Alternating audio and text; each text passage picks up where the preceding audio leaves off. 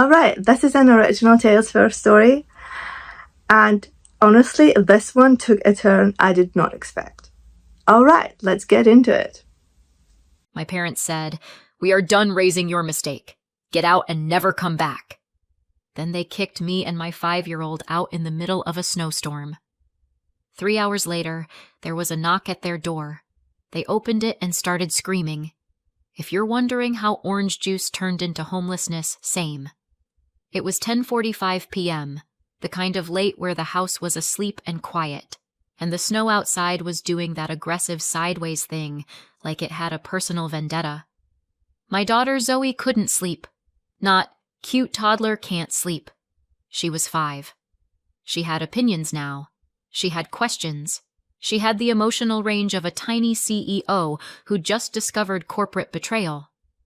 "I don't like the wind," she whispered, eyes shiny in the dark. "It's just weather," I whispered back, like that was comforting, as if weather ever listened to logic. I scooped her up and carried her down the hallway because waking up my parents at night was like poking a bear and then acting surprised when it mauled you.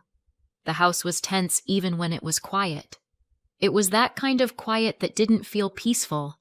It felt like everyone was holding their breath, waiting for someone, me, to mess up. I tried to be careful. I tried to do everything right. I tried to be invisible. We made it to the kitchen.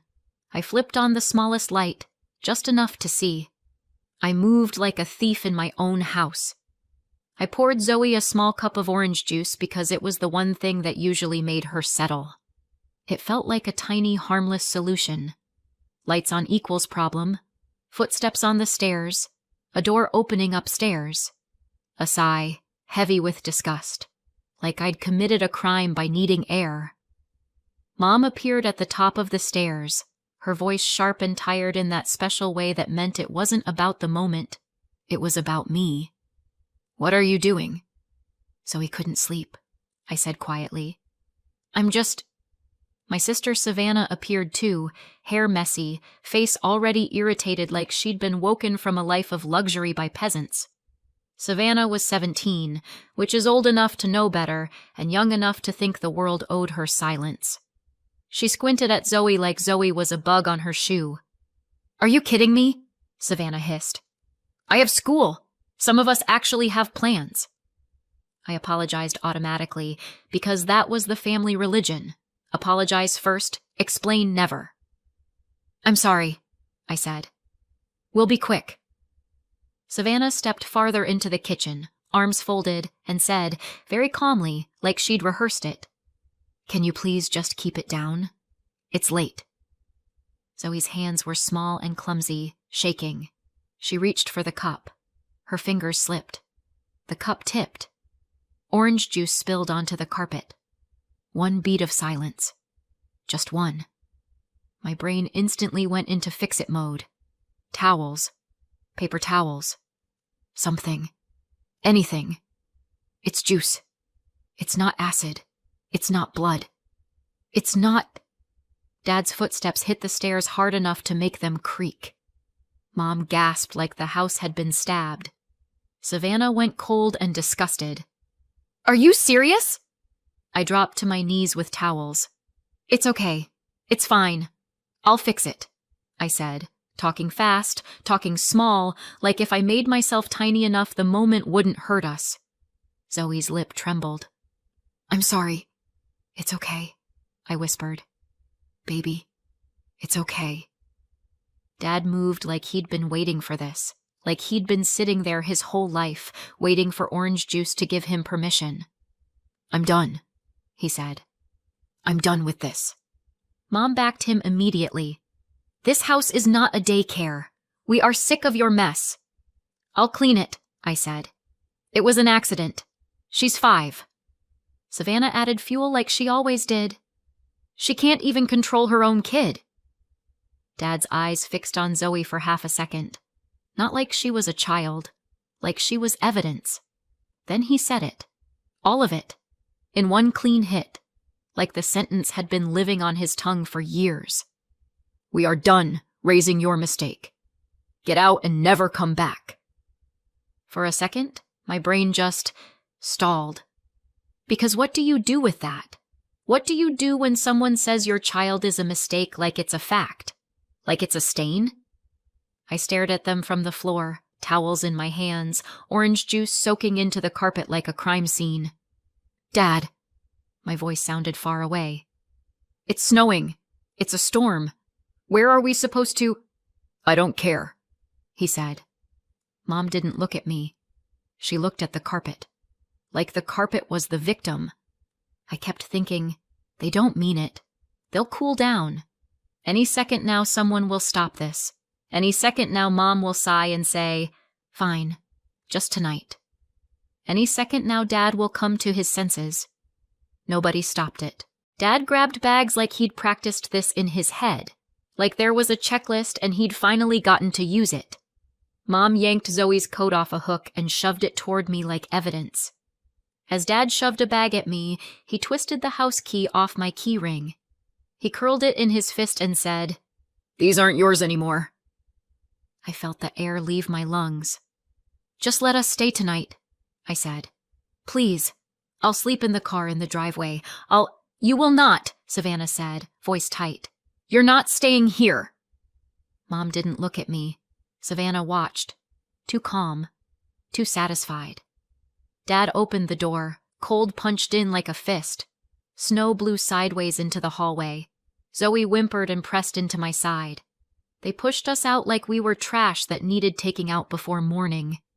The door shut. The lock clicked. It wasn't the shouting that broke me. It was that small, final sound. Zoe started crying right away. Full body, shaking sobs. She looked at the orange stain on her sleeve and whispered, "I'm sorry. It's my fault." I crouched down, wiping her cheeks with my thumbs, trying not to fall apart right there on the porch. "No," I told her. "No. Never your fault. Do you hear me? Never." Inside my head, panic screamed, "I have no plan. I have no one. I have a child." The porch light glared down on us like we were on stage. I hauled the bags to my cheap car, my one tiny piece of independence, and got Zoe buckled in. My hands were shaking so badly I fumbled the latch. Phone battery low. Bank account basically a joke. The kind of money that disappears the second you look at it. I searched my brain for names to call. It was late. Storming. Everyone I knew had warm homes they didn't want to complicate. So I started the car, because sitting still felt like dying. I aimed for the nearest place that meant lights and heat, cheap motel, 24-hour diner, anywhere that wouldn't ask questions and wouldn't kick us out for being too sad. The road was slick. Snow was coming down hard. The windshield wipers fought a losing battle. Zoe sniffled in the back seat. "Where are we going?" I answered too bright, because mothers lie to keep the world from collapsing. "An adventure," I said. Zoe didn't laugh. I was so focused on keeping the car straight that I didn't see the other headlights until an intersection. Ice. A blur. Another car slid. The impact hit hard enough to steal the air from my lungs. Zoe screamed. One sharp sound. And then it cracked into sobbing. The world narrowed to one thing. Her. I twisted around, hands shaking, scanning her face, her arms, her legs. "Talk to me, baby," I said, forcing my voice steady. "Look at me. Are you hurt? Where do you hurt?" She shook her head hard, crying. "I'm scared." I scanned again anyway. Her cheeks, her hands, her coat. No blood. Nothing obvious. Just fear, loud and real. A woman approached through the snow, steady, controlled, not panicking. She looked in my back seat, saw Zoe's tear-streaked face, saw the bags, saw the whole picture. She didn't bark at me. She didn't accuse me. She didn't even seem angry. She asked quietly, "Why are you out in this weather with a 5-year-old?" I tried to lie, then couldn't. "We got kicked out," I heard myself say. "Tonight." Her face changed like she'd been slapped by the sentence. "What's your name?" she asked. "Clara," I said. Her eyes flicked to my face like she was checking it against a memory she didn't want to be right. Then she said very quietly, like she was talking to herself, "Clara Walker." I froze. "I haven't seen you since what? You were in my—" She stopped herself. "Where did you go?" How did she know my last name? I learned early that my role in the house wasn't daughter. It was buffer. Savannah cried, my parents soothed. I achieved, my parents nodded and moved on. If Savannah was upset, the universe stopped. If I was upset, I was told to be mature. I learned to shrink because taking up space always cost me. I didn't know why they needed a villain in the family until the year I got pregnant. Before that, I had a path. A real one. Sophomore year, I got into a selective state university Future Scholars Research Mentorship program for high-performing high school students. It wasn't a sit in a lecture and clap politely program. It was real work. Every Saturday, a small group of us met on campus and worked on a project. Data collection, presentations, reports. The whole "this could be your life someday" thing. And built into it was the part that made me feel like a person with a future. A weekly one-on-one mentor meeting. 15 minutes that felt like oxygen. Someone who asked me what I wanted, not what I'd done wrong. I kept one thing from that program. One small thing. I didn't know it would come back when everything fell apart. It was my Future Scholars badge on a blue lanyard. I never wore it again, but I never threw it away. Back then, I thought my life was finally opening. Then I fell for Brendan. Brendan was sweet when it was easy and distant when it got real. He made me feel chosen after living in a house where I was mostly tolerated. So yes, I fell hard. Like a cliché. Like a girl who'd been starving for affection and mistook attention for love.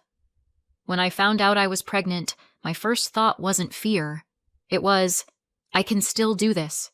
I can still finish school, still do the program, still be me. I was 15 at the time. Brendan was 17. He promised he'd be there, then stopped replying. Later I found out that he moved away for college, to Europe. I haven't heard much from him since. I thought the hardest part would be telling my parents. I was wrong. I told them in the kitchen, hands shaking so badly I could barely get the words out. There was a pause, just long enough for hope to flicker. Then my mother's face changed first. Not anger, disgust. My father didn't ask if I was okay. He asked who knew. They didn't say, "How can we help?" They said things like, "Do you know what people will think? You embarrassed us. You threw your future away." Savannah watched like it was entertainment. Like this proved something she'd always believed about me. I expected punishment. I didn't expect erasure. They decided I wouldn't go back to school for a while. Then it became homeschool. Then it became, you're not going back at all. They said it was to avoid gossip, to keep the family respected, to not parade my shame around. Like my body was a billboard and my baby was a scandal. They pushed me to drop the mentorship program immediately. No more Saturdays, no more meetings, no more future. I tried to fight it. I tried to bargain. I tried, just let me finish the semester. My father said something like, "If you weren't smart enough to avoid getting pregnant, you're not smart enough for college." And that was that. The program moved on without me. I stopped showing up. I stopped answering calls. The worst part is, I didn't even get to say goodbye. Zoe was born, and I loved her so fiercely it scared me. But in that house, love didn't protect you. It just gave them another target. My parents treated Zoe like noise, mess, inconvenience. Never fully cruel in public, always cruel in private. Savannah got a normal teen life. Sleepovers, school, friends. I got exhaustion and reminders that I owed my parents for letting me stay. I promised my daughter she was never a mistake. And then, 5 years later, she spilled orange juice. Back in the car, my mouth was still open with a question I couldn't ask. Zoe's voice came small behind me. "Mommy, are we going home?" My hands locked around the steering wheel like it could fix things. "We're going somewhere warm," I said, because that's what you say when you don't have a home and your kid is 5. Outside my window, the woman didn't look angry. She looked alert, like she was already scanning for the next thing that could go wrong. She leaned just enough so Zoe could see her face.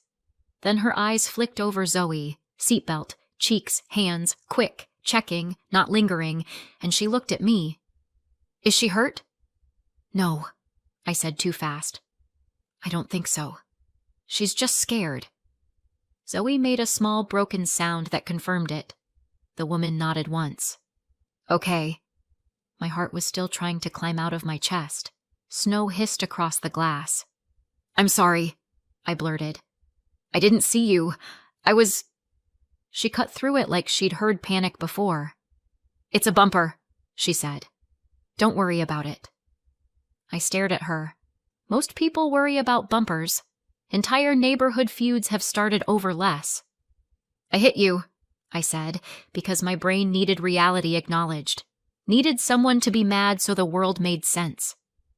"You misjudged in a storm," she corrected. "That happens." Then, like she was changing channels. "How old is she?" 5. Her expression tightened.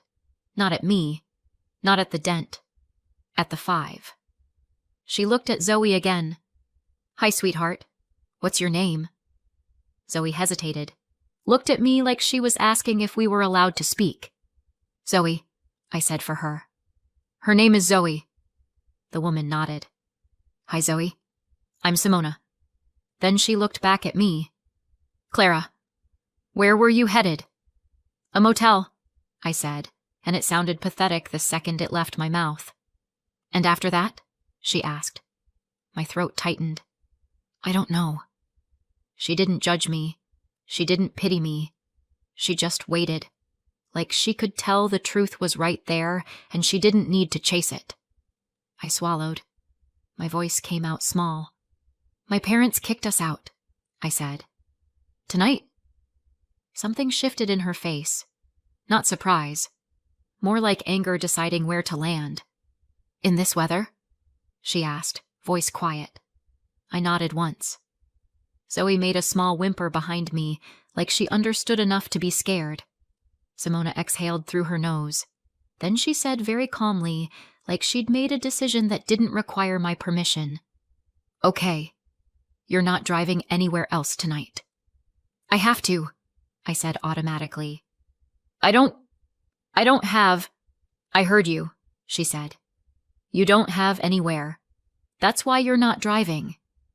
She stepped back from my window and pointed toward a small parking lot nearby. "Hazards on," she said. "Pull into that lot. Slow. I'll follow you." I wanted to argue. My pride tried to sit up like it still had rights. But Zoe whispered, "Mommy," and my pride sat back down immediately. I flicked my hazards on. I eased the car forward and into the lot with the delicacy of someone defusing a bomb. Simona parked behind me. She got out, took 2 quick photos of the bumpers and the intersection, then tucked her phone away like she'd just filed the dent into a drawer labeled later. I got out too, and the cold hit hard enough to steal my breath. "I'm really sorry," I said again, because I guess I'm committed to this brand. "It's fine," she said, eyes already on Zoe through the glass. "Is her car seat secure?" "Yes." "Good." Then she looked at me. "Do you have your keys?" "My car key," I said. "Yeah. My house key. No, he took it." Her jaw tightened slightly. "Okay." She didn't say more. She walked to her back door, opened it, and pulled out a blanket. Not as a dramatic prop. Just matter of fact. Like she kept one because life happens. She spread the blanket across the back seat and opened the door. "Hey," she said softly. "Come sit here. We're getting warm." Zoe stared at her, then checked my face. I nodded. "It's okay, baby. She climbed in, coat clutched tight, and her breathing finally slowed. I grabbed our bags from my car. My fingers fumbled the zipper. I dropped one bag because of course I did. Simona picked it up and handed it to me without making it a moment. "Lock your car," she said. I did. That click felt too small for the night we were living. And then I slid into the front seat of Simona's car, heart still trying to climb out of my throat. As we drove, my brain tried to catch up. It finally remembered the thing she'd said at the crash. Quiet. Exact. "Walker?" I didn't ask. Zoe was right behind us, listening. And I couldn't risk the answer being something she'd carry. Simona drove in calm silence for a minute, then asked, "Do you have any friends you can call?" I stared at the dashboard. "No." No explanation. No excuses. Just no. She nodded once. "Okay." That word again. Okay. Like it was a fact, not a failure. We pulled up to a modest house with warm lights. Nothing flashy. Nothing cold.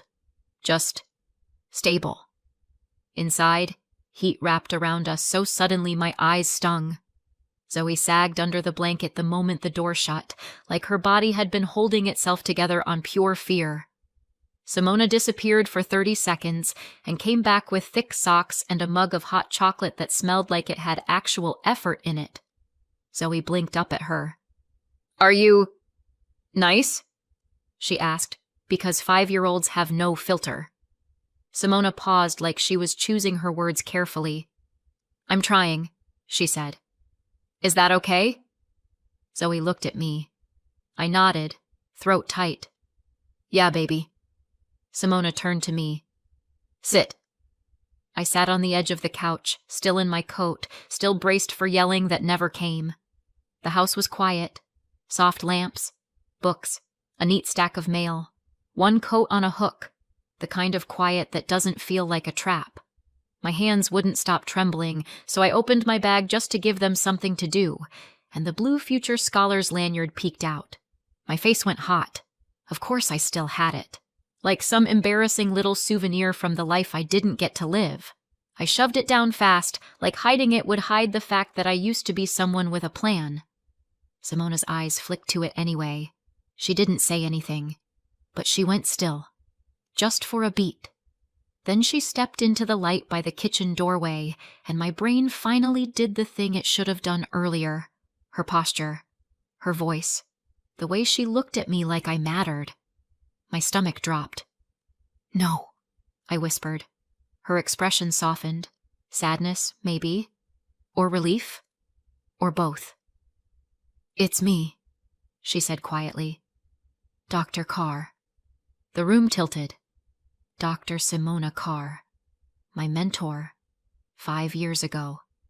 The one adult who'd looked at me like I had a future instead of a flaw. Zoe yawned and slid sideways against the couch cushion, too tired to notice my entire brain combusting. Dr. Carr kept her voice low. "Where did you go?" I tried to make it small. "Life happened." She waited. Not pressure. Space. And the truth came out in rough pieces. Pregnant at 15, pulled out of school, homeschool. No diploma, no program, no goodbye. Years stuck. Tonight's lockout. I waited for the look, the disgust, the disappointment. It didn't come. She nodded once, slow, then asked, "What's still in that house that you need?" "My wallet," I said automatically. "Zoe's school papers." I stopped, because my brain finally caught up. "My EpiPen," I said. "Shellfish allergy." I tried to shrug it off like it wasn't a big deal, like I wasn't one cross-contamination away from a nightmare. Dr. Carr didn't let me. "No," she said, quiet and absolute. "We're not gambling with that." "I'm not going back there." "Of course you don't," she said. "We'll get what you need." She slid a notepad toward me. "Essentials. Now." My pen moved. EpiPen. Wallet. Zoe's school papers. Anything with our names on it. Dr. Carr called non-emergency. I caught fragments. Lockout. Minor child. Emergency medication. Civil standby. Avoid confrontation. Then my phone lit up. Dad. Then Mom. I stared at the screen for half a second too long. Dr. Carr stayed close, silent. I answered. Hello? My dad shouted immediately. What did you do? We had police at our door in the middle of the night. Mom cut in, furious. How dare you call police on your own parents? Do you know how this looks? My throat tightened. The old reflex, apologize, shrink, tried to climb up my spine. I looked at Zoe, curled up on the couch, finally asleep. I called because I needed my EpiPen, I said. That's it, Dad scoffed. Always a story. I'm hanging up, I said. They talked over each other, louder, uglier. I hit end. Click. Later, an officer brought back the essentials, my EpiPen, my wallet, Zoe's forms, and took a brief statement. What happened? Are we safe? Is Zoe safe? When the door closed again, the quiet finally felt different. Not the quiet before punishment, the quiet after survival. Dr. Carr didn't praise me, didn't lecture me. She just asked, Are you hungry? It was so normal it almost broke me. Later, after Zoe was tucked under a blanket and my EpiPen was placed somewhere I could grab fast, I said, because politeness is my default even when my life is on fire. Thank you. We'll find somewhere tomorrow. Dr. Carr looked at Zoe, then at me. You can stay here, she said. Not pity, not a suggestion, a fact. For tonight? I whispered. She shook her head once. Until you're stable. Until you're safe. Zoe's eyes fluttered open, like she'd been listening from the edge of sleep. Can we stay? She whispered. And the scariest part was this. I still didn't know why she was doing it. Why she was so nice to us. I only knew what it felt like to imagine morning without fear. The next morning was quiet in a way that didn't feel peaceful. It felt like the calm after a fire. Everything still smells like smoke, even if the flames are gone. Zoe slept on Dr. Carr's couch like she'd earned it. I didn't. I sat upright, fully dressed, staring at my phone like it might bite. No calls, no texts, no screaming. The silence was suspicious. Dr. Carr slid a mug of coffee toward me like it was medicine. Not comforting, functional. She sat across from me. Where do you work? Grocery store, I said. Stocking. Mornings. And you're scheduled today? I missed it. She didn't blink. We'll call. We. That word landed like a door unlocking. She put the phone on speaker so I couldn't hide from my own life. I explained. Weather, accident, emergency. I can come tomorrow. My manager grumbled, but the shift stayed mine. When the call ended, my shoulders dropped a fraction. Zoe wandered in, rubbing her eyes. She looked around like she expected the room to vanish. Are we still here? She asked. Yeah, baby. I kissed her forehead. We're still here. Zoe nodded. Then, are they still mad? I almost told the truth. That my parents didn't have mad settings, they had permanent disappointment settings. Instead I said, we're safe. Zoe accepted that like kids do, like safety is a fact you can hold on to. After I dropped Zoe at school, I came back and stood in Dr. Carr's kitchen like a person waiting to be yelled at. She glanced at me. You don't have to wear that face here. What face? The one that says you're bracing. I laughed once. It came out rough. Old habit. She nodded like she understood old habits too well. Then she said, matter of fact, you never finished school. My stomach tightened. No. GED? She asked. No. She didn't ask why. She didn't lecture. She just looked at me and said, do you want to finish? The question hit like a slap because I'd spent years believing I didn't get to want things anymore. I work, I said automatically. Zoe, she's in school, Dr. Carr said. And you're smart. That was, I started. 5 years ago, she finished. Not 50. I hated that she was right. She slid a notepad across the table.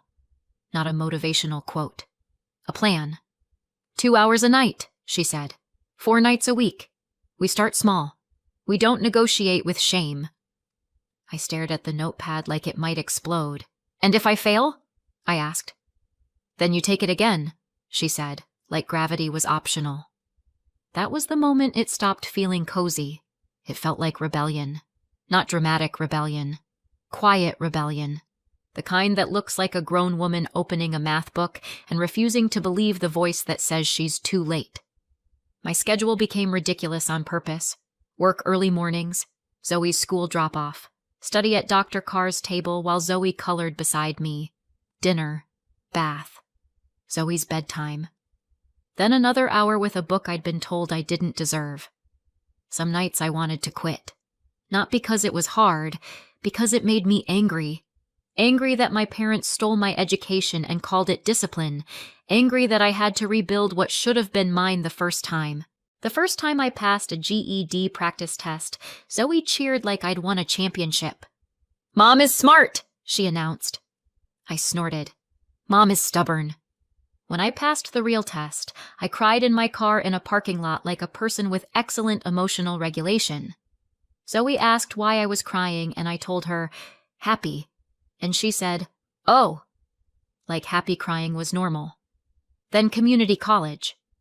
Because tuition doesn't care about inspirational stories. I kept my job. I took classes when I could.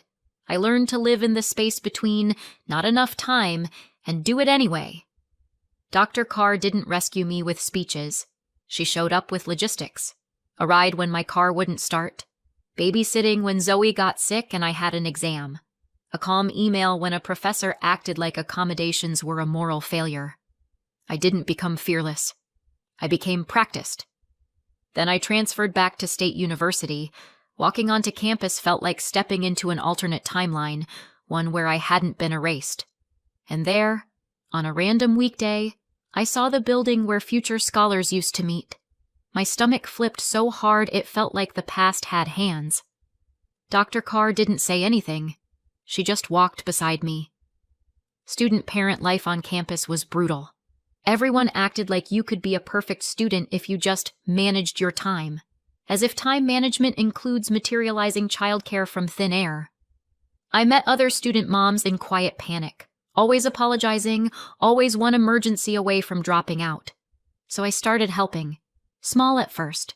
A group chat, shared notes, babysitting swaps, a list of, who can you call at midnight? Dr. Carr watched it grow, and one night slid an envelope across her table. Funding opportunity, she said. Write a proposal. I stared. I'm not qualified. She lifted an eyebrow. You're living it. That's more qualified than most.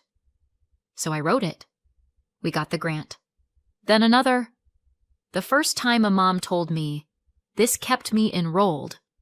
I went to the bathroom and cried for exactly 30 seconds, because I still had a shift to work. Somewhere in that year, Dr. Carr's kindness started to feel less like charity and more like choice. Zoe's drawings appeared on her fridge. Snacks Zoe liked were always in the pantry. A small toothbrush in the upstairs bathroom that hadn't been there at first. One night, Zoe fell asleep on the couch with homework on her lap. Dr. Carr covered her with a blanket and stood there for a beat too long. The question slipped out before I could swallow it. Why are you doing this? Dr. Carr didn't look at me right away. She watched Zoe breathe. I thought I had time, she said quietly. I waited. I kept postponing the family part, she added. Career. Tenure. Later. And then, later didn't show up. Her voice stayed controlled. Her hand didn't. This house has been quiet for a long time, she said. I didn't know what to do with that honesty, so I made it a little lighter. So, we're your loud little invasion. Her mouth twitched. Something like that. Then she looked at me and said the part I'll never forget. I chose you. Not because I needed a project, because no child should grow up believing she's a mistake. My throat closed. I nodded because I still didn't know how to accept something good without apologizing for it. By the time graduation came, Zoe was 10, old enough to remember the storm like a scar. And Savannah was graduating too. Same university, same ceremony. My parents were there for her. Of course they were. I saw them before they saw me and felt something old try to rise, an instinct to shrink. It didn't win. The announcer's voice rolled through the auditorium. Please welcome our student speaker and founder of the Student Parent Support Initiative, Clara Walker. I stepped into the light. Savannah was clapping, then her hands froze midair. 2 rows behind her, my mom's face drained so fast it looked unreal. My dad leaned forward, staring like his eyes could undo time. I reached the podium and adjusted the mic. Good evening, I said. I'm Clara Walker. I'm a graduate. And I'm a mom. Zoe sat near the front with Dr. Carr, staring up at me like she was holding me steady. When Zoe was 5, I said, my parents looked at me and said, we are done raising your mistake. Get out and never come back. The room went dead quiet. Heads turned, subtle at first, then sharper, toward the section where my parents sat frozen. My mom covered her mouth. My dad's hands clenched together until his knuckles went white. Savannah stared hard at her lap like it might swallow her. They took my house key, I continued, voice level. They pushed a couple bags into my arms. They shut the door while it was snowing sideways. I didn't need to embellish it.